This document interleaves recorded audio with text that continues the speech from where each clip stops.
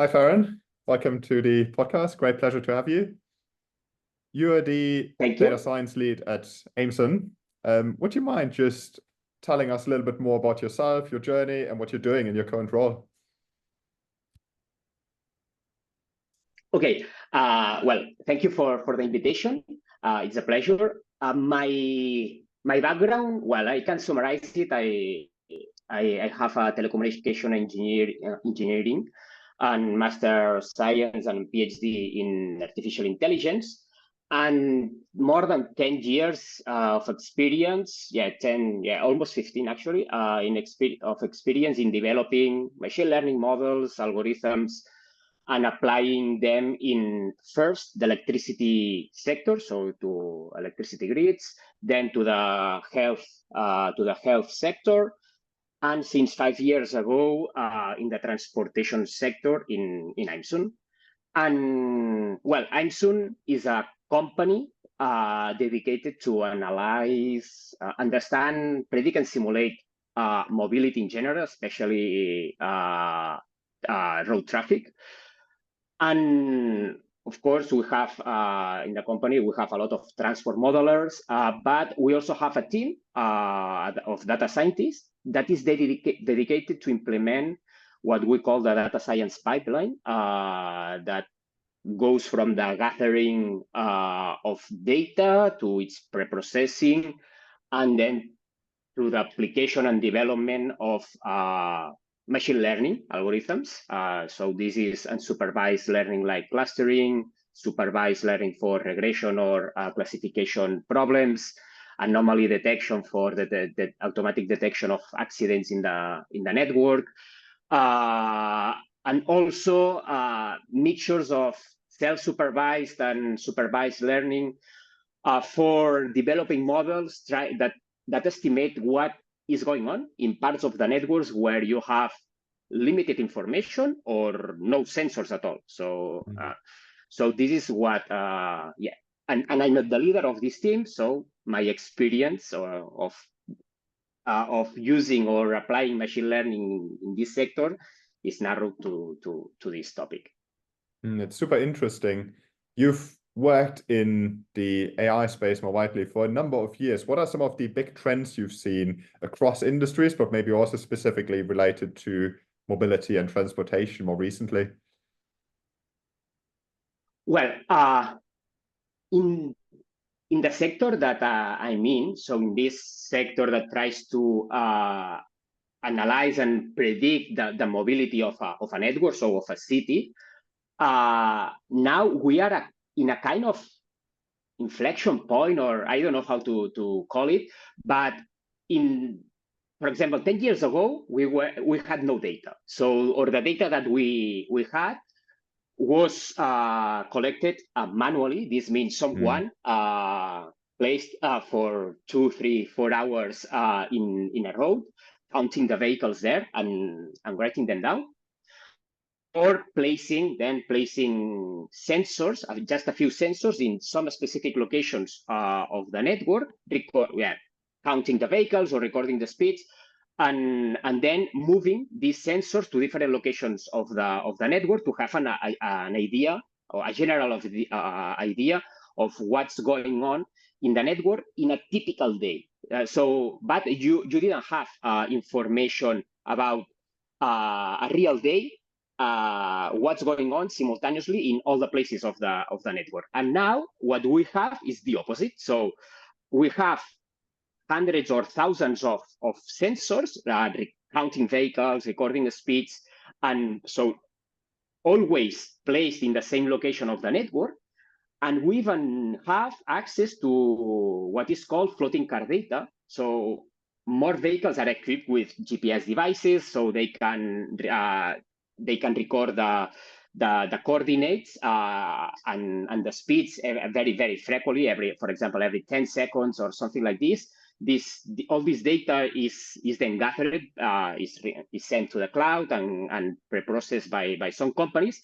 So actually, what you have actually at the end is a speed measurements, so real-time speed measurements in all the sections of the network, or all the measurements of the turn rates in every junctions of your network, or also real-time, and the OD matrices. OD matrices are like the origins and destinations, so the trips with their origins and destinations in your network. So now we have a lot of information. So we are in this inflection point, or in this change.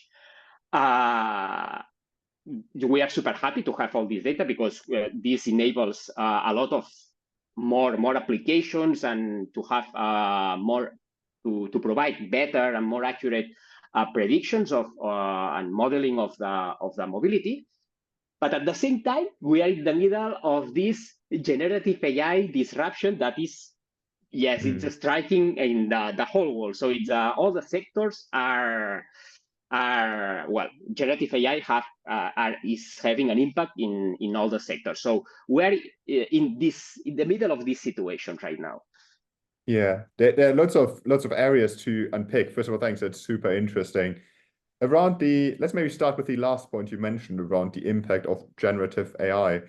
How would you describe the sort of state, just based on your experience, of mobility and transportation as it relates to Gen AI, and what are potentially some of the successful or unsuccessful use cases you've seen so far?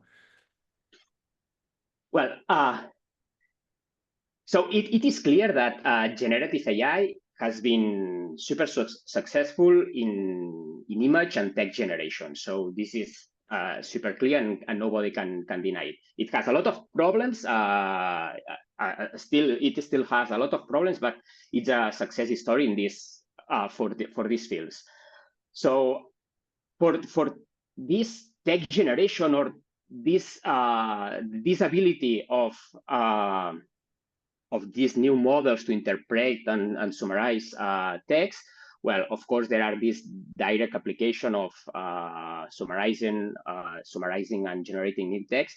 But what we expect is to change the relationship between humans and machines. So it goes more towards towards the usage of natural language, instead of just clicking buttons, and as we are used to.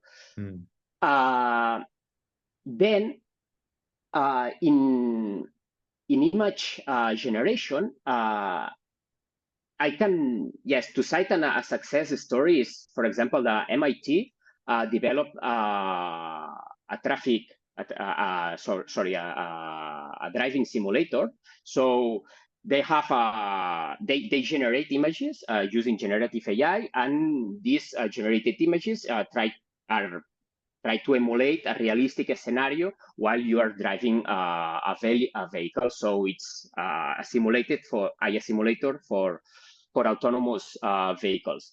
This part, so related to this safety layer, so these first seconds of interaction between the vehicle and the surroundings.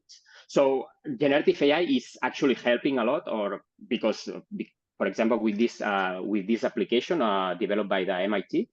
But then it comes like the next layer. So to test these autonomous vehicles or driving algorithms from the perspective of the whole trip, or from the perspective of the whole network. So in Aimsun, for example, we are providing this kind of simulator, but generative AI, it still needs to jump from this image and text generation to something more related to graphs. So in the farm industry, for example, they are doing a great, incredible things actually in drug discovery. So modeling, the molecules, so the graph that represented, so the molecules represented by graphs, and generating new candidate molecules with generative AI. And we are in the middle. So in Aimsun, we think that generative AI will help us in modeling mobility, because at the end, generative AI is the modeling of a data distribution, so the conditional probabilities in data. And what we want is to use generative AI to help, or to improve the modeling of mobility, of these conditional probabilities in mobility data. So we can then generate new realistic scenarios. So, for example, to test your infrastructure, so your transportation infrastructure, or also to generate or predict, predict future scenarios or realistic future scenarios after non-recurrent events like accidents or after the application of traffic management actions. So this what we think that generative AI will have a direct impact in our products. Well, we'll see, but still we need this jump. So we expect that this jump will come from this application of generative AI in graphs using graph neural networks. But yeah, we'll see. Mm. What are some of the biggest challenges you see in this space? What, just from my experience in automotive, we see a lot of sort of proof of concepts, small minimum viable products that currently at least don't really scale for one reason or another. What are some of the biggest sort of challenges that you see when it gets to identifying the right use cases and actually bringing them to life in terms of scaling them on a sort of more global level? Yeah, so the main challenge that we face now is the scalability of the graph, because, for example, right now we can say that there are case studies that are successful involving small graphs. So these are tens of nodes, but we need to be scalable to tens of thousands of nodes at least, and to be dynamic in time. So to also bring this time component. So this is one of the main challenges that that we face. Also,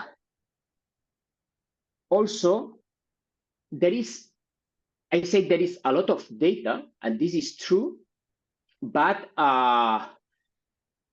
generative AI is very based on pre-trained models. So pre-trained models have the advantage that can gather data from multiple applications or targets, and you pre-train a model, a very big model, but it can model all the information or all the conditional probabilities in all these very big data sets. One of the challenges that we have is the usage of data from different cities, different networks, and how to generalize their information. So regulatory issues, of course, and then how to generalize this mobility from different cities in the world using a single model, let's say. So these are like the main challenges that we face. So in terms of technical challenges, then of course there are issues related. Well, this change of paradigm. So that is meaning having all this data means that modeling mobility is not only for transport modelers. So it's not enough to have theoretical knowledge of transport modeling knowledge, but you also need skills, data analysis, data science skills. And well, we are mitigating this challenge where basically using teams with people with different skills, so transport modelers, data scientists, and so on. And of course, it's very difficult to find people that merge or combine skills from the two specializations. These people are very valuable, of course, but since this new need is very, very, very new, they are scarce. The people in the world that merge both specializations are scarce. But then, of course, if you have a team, you can combine them. You can make work together. Transport modelers, data scientists, project managers, and different people for delivering the projects. Yeah. I would love to come back to this point around sort of skill gaps and workforce implications in a moment. But you sort of alluded to the different types of use cases that I could just suspect are of relevance to both public organizations, but then also private organizations. Do you see any difference between the two being, I don't know, stereotypical here? I could make some assumptions around sort of different approaches also from a risk and talent standpoint. But do you see any major differences when it comes to sort of private organizations and then public organizations like, I don't know, government, cities, etc.? Yes. So our clients are like the managers of the mobility infrastructure. To say, sometimes are public institutions and sometimes are private institutions. All of them are facing the need to install sensors, to collect all the data, to store it in a centralized and proper way. All of them have been facing this need in the last years.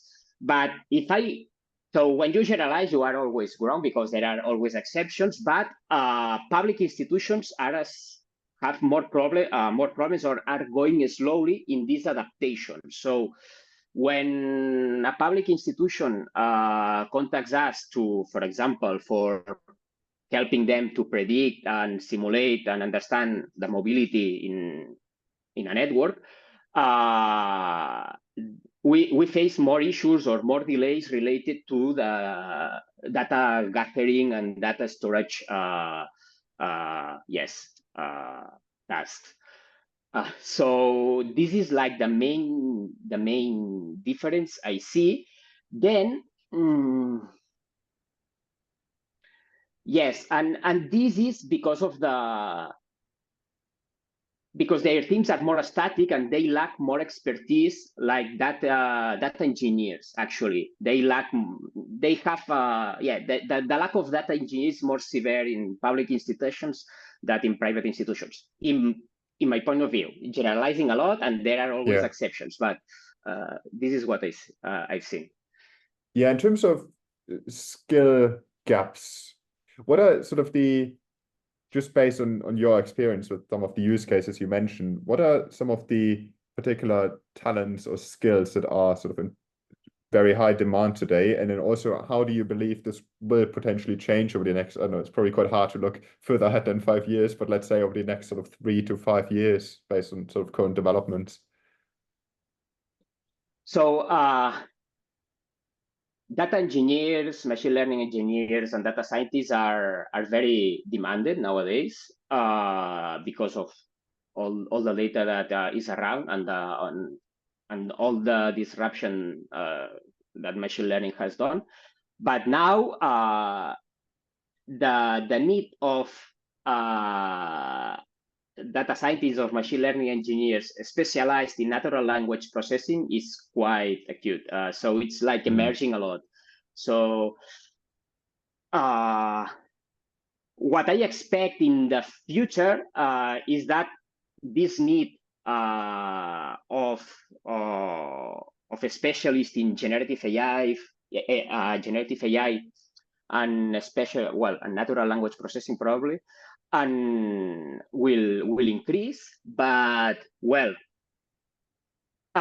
in the machine learning world, I don't know. For example, 20 years ago, it was very important for machine learning specialists or professionals to be able to calculate gradients and so on. And now it's something that it's automated. Nobody's worried about calculating gradients and training or developing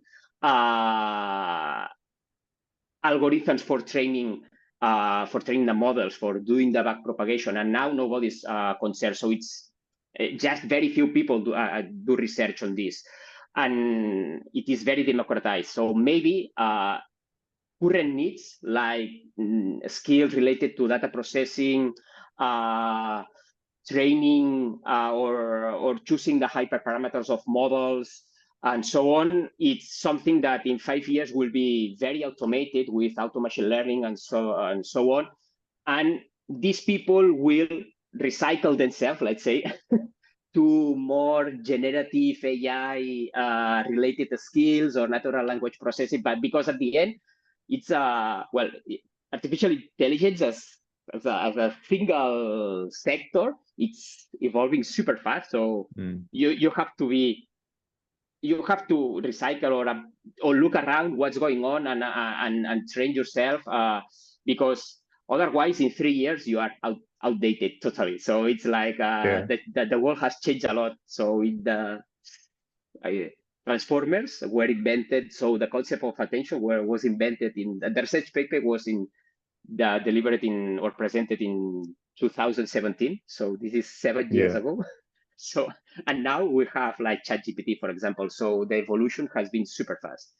And well, you mentioned ChatGPT, which is an interesting point I wanted to come to next. And companies like OpenAI, they have been, of course, very prominent in the news, received loads of funding from various sources. How do you, first of all, what is your current perspective on the use of some of these models like GPT 3.5, 4.0?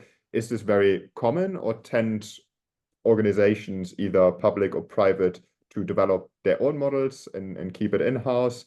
And how do you believe this might change in terms of the use of some of these external models by OpenAI and others? Well, the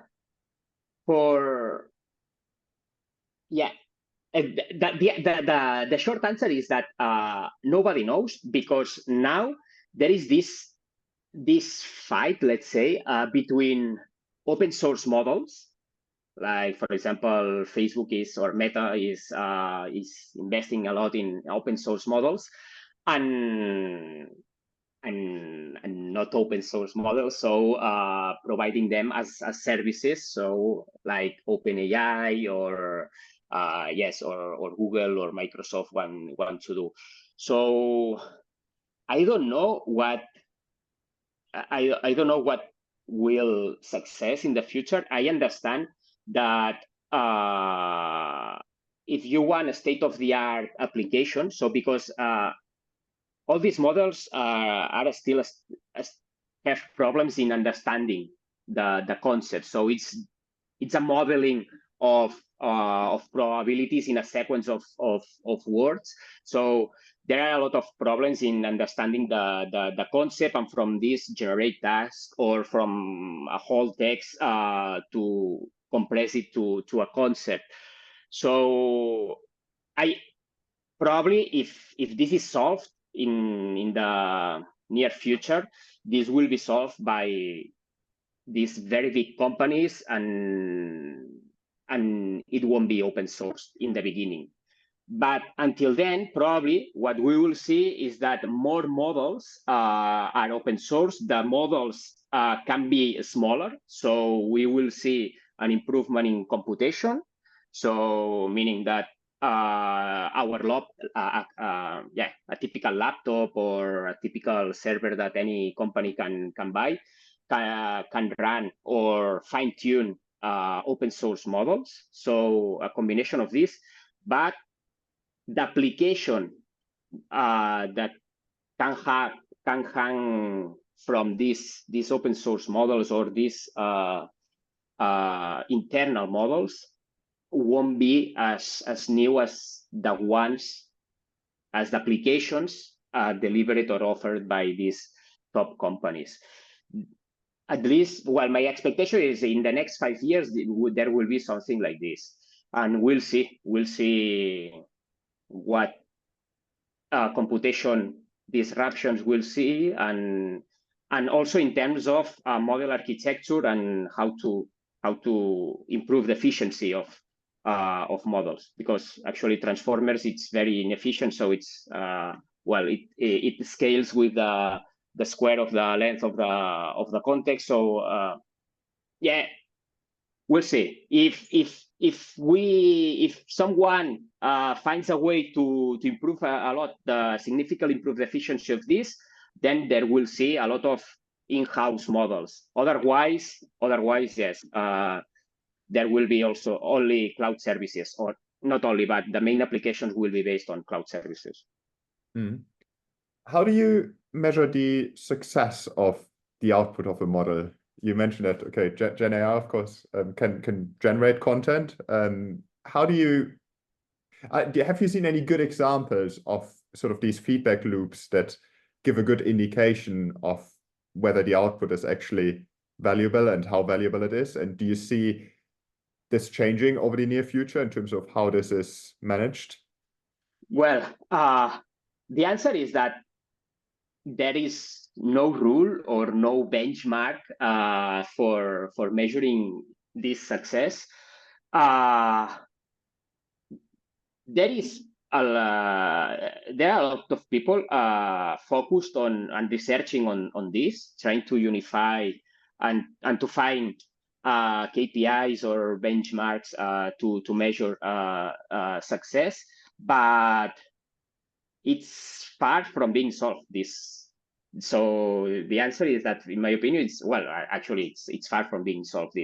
And it all ends up at the end if using people, testing, and gathering opinions. So what is, and yes, and gathering opinions. So are you happy with this? Are you happy with this model in the middle of between you and the machine, allowing you to interact with the machine with natural language, or do you prefer a traditional way? Or are you happy with this application summarizing text or not? Are you happy at the end?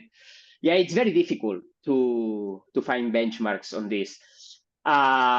In our field, this will be easier because at the end, when you try to predict mobility, it's something you can measure. It is all reduced to number of vehicles, congestion, speed. So this is like something that can be measured. It's not an opinion, or so this will be easier. The problem is that we are one step behind text and image generation on this. What are, if you would summarize, sort of the biggest risks you see with the use of Gen AI at the moment, and potentially an outlook on how this might change in the future? What would you say are some of the biggest risks that organizations, whether private or public, face? The biggest, well, the first one that comes to my head is a bad usage of it in terms of people believing or users believing that current generative AI models are at the level of humans in terms of understanding things and general, which is not the case. So it seems that they are very good, but they are not at the same level of humans. So you cannot blindly trust them or blindly trust or use their outputs. Then there is the risk related to it's this fairness, or how do you say the risk of biasing, or the outputs towards social groups that you have more data, or that or from data that is biased with some stereotypes that are not correct. So these are common, for example, but to narrow it down to our field, for example, in the design of the transportation networks or the transportation infrastructure is very focused on the morning and afternoon peaks that represent the typical home to office or office to home trips. So if you analyze the socioeconomical features or attributes of who does this kind of trips, you see that it's biased towards adult males and also towards more mid upper class people. So if you generate or if you train models based on mobility data and only on this mobility data, it will be biased towards this. So what and the other social group, for example, women or younger young people or lower class people tend to do more this non-radial trips or all these short trips, because, for example, take the kids to the school, then go to work, go for shopping, or have to wait until I don't know, I don't know, 10 a.m. in the morning to take your parents to the hospital because they are old. And all these kind of trips are usually done or are more done by by social groups that are not adult males of mid upper class. So one of the risks in our field is to detect this bias in the data and correct it if necessary when providing outputs to design the future transportation infrastructure. Mm. There are, of course, various legislations that are in place that relate to AI more widely, lots of data-related legislation. And then we've got, of course, got some legislation that will come in fact, at least here in the UK, fairly soon. Do you feel like the field of Gen AI, especially as it relates to your industry in terms of mobility, transportation, which is, of course, very ingrained in sort of social construct in everyone's life, do you feel like this is regulated enough, not enough? How do you think the regulatory landscape might change? Well, would need to change. Probably it's not enough regulated, but I don't think it's bad, because over-regulation, then things you slow down research and innovation. But for example, in a big risk in this kind of data for example, from the GPS traces that you can identify people and actually violate its privacy, because you will know. Actually, you can identify everyone if you know if you can see the data tracing all the trips they do. But this is already regulated, and this cannot be shared. Actually, this is recorded, but the trips are cut and broken every X minutes. For example, every 20 minutes, every 10 minutes, it depends. So at the end, you don't have the whole trip between the origin and destination, and you don't have all the diary of every person. So first he went from A to B, then from B to C, from C to so this is not available. So in these terms, so this is what poses the biggest risk. Also, when for sensors that count vehicles or pedestrians, most of them are based on computer vision, but all these systems they are already regulated, these systems, in a way that faces cannot be stored, so you cannot store also the plates of the vehicle. So you have this anonymization of the data, it's already regulated, which is like the biggest risk. So for me, I think this part is quite happy. Then, when it comes to generative AI, there are two options: the regulation of the models, or the regulation on the applications. And these, well, I'm not an expert and I'm not a politician, but in my opinion, if you try to regulate the research or the models, so how models can be trained or developed, you are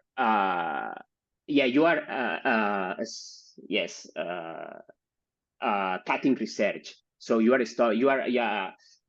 putting an obstacle to research and to innovation.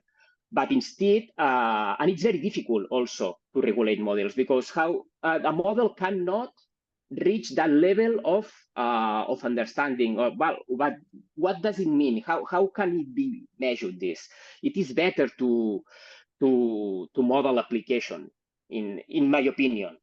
And well, for example, in the EU, there is a mix of regulation applied on the models and regulation applied on the applications. And in my opinion, it should be more towards the regulation, towards regulating applications. But well, we'll see. As I said, this topic is evolving super fast, and we are always, well, at the end, public institutions are delivering regulation, but regulations are usually applied thinking in applications and models that have been in the world or available for 3, 4, 5 years. So in this sense, yeah, well, regulation always goes back, always goes behind innovation. But in this sense, I would recommend or encourage focusing regulation on application instead of models. That's very clear. Zooming out a little bit, and I've only got 2 more questions, I promise. What do you think are some of the looking ahead sort of at future trends in the automotive and mobility transportation space more widely with regards to Gen AI? What do you think might change over the next sort of 3 to 5, maybe even beyond years?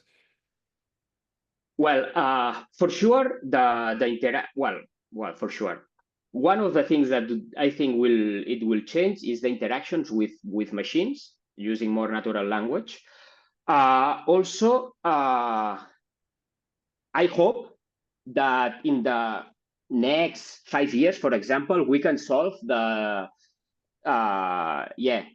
modeling of mobility using generative AI. So this is an objective that we have, and I hope this will be solved in the next 5 years.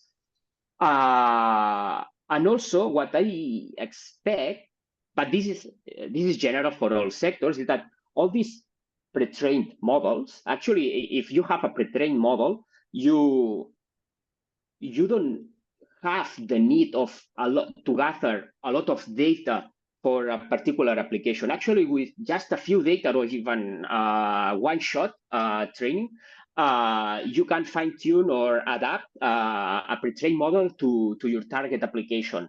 And this shortens a lot the time to value cycle. So what I expect is a lot of applications to the emergence or the delivery of many or thousands of different applications thanks to these pre-trained models that shorten or reduce the cost between the idea and to the value.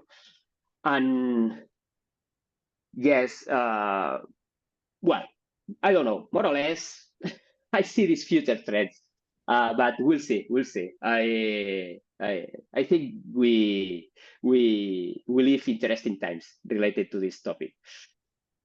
If you would be a senior leader in one of the mobility, transportation, or automotive companies, what would you recommend them to do now in our current climate as it relates to Gen AI?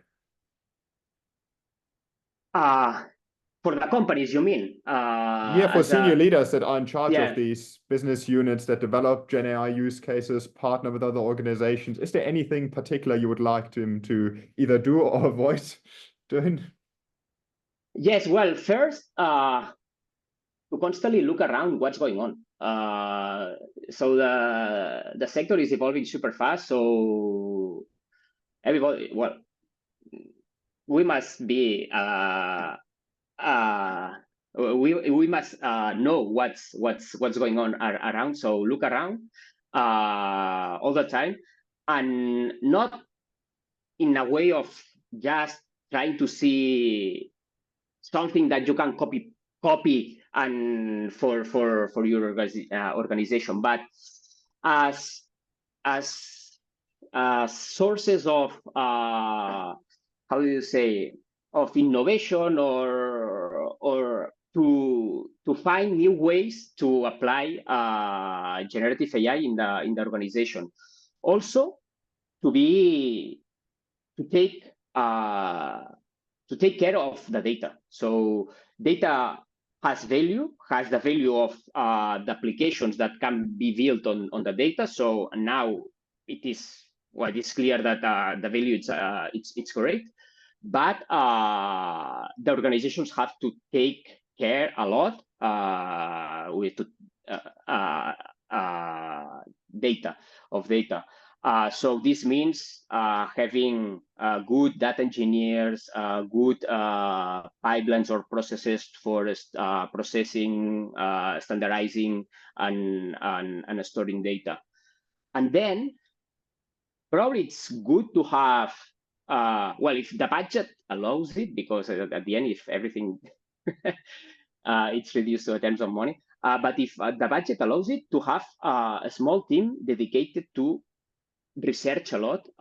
So trying to develop new things of applying generative AI or machine learning in general to the different levels of the organization, not just final products, but to the different levels of the organization. To have this core team that is always dedicated to look around and try to apply new things in the organization, and not to have, and this is not with the idea to that this thing will create a lot of products or applications, internal or external applications, but to incorporate a lot of knowledge, a lot of know-how in the company. So once something is detected with that can be quickly developed and put to the market quickly, so you'll have a core team with expertise